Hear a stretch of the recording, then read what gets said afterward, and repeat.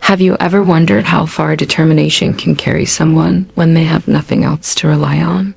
This is the story of Lucas Halle, a boy who started with almost nothing and built a life no one thought was possible.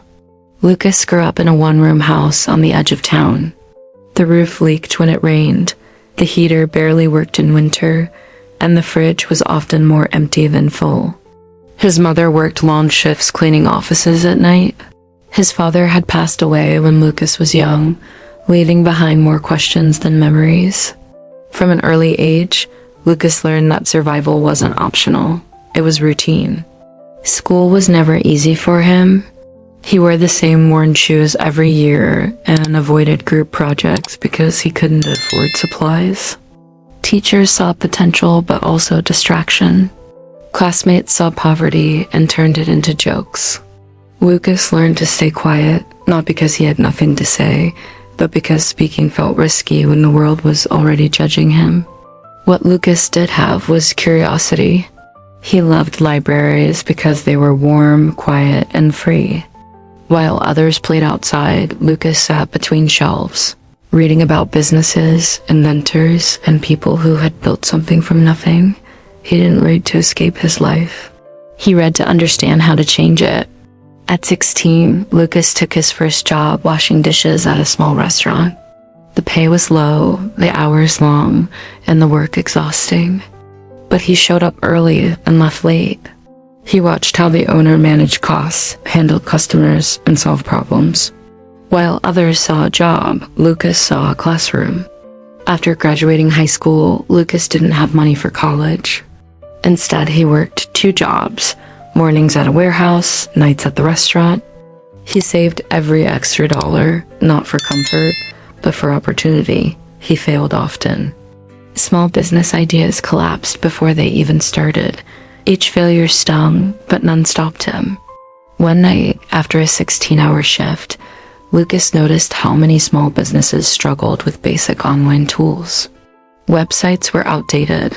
Orders were mismanaged. Customers were frustrated. Lucas spent nights teaching himself skills on borrowed internet, practicing until sunrise, building solutions no one had asked him to build yet. His first client paid him less than minimum wage. His second didn't pay at all. But his third told someone else, and then another. Slowly, quietly, momentum began to build. Years passed. Lucas moved out of the one-room house, then into a small apartment, then into an office with his name on the door. His company grew not through luck, but through consistency.